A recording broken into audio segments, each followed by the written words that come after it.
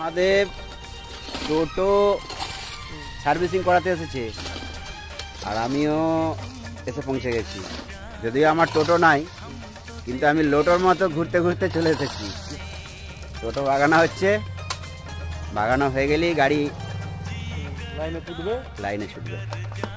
মুখে সবসময় মুচকি হাসি, খুব সুন্দর ক্যামেরা করে। বাংলা গানের জগৎ, ভোরতারা চ্যানেল, তৎসহ বিভিন্ন চ্যানেল এবং আশেপাশের এলাকার যে কোনো অনুষ্ঠানে মহাদেব খুব সুন্দর ক্যামেরা করে।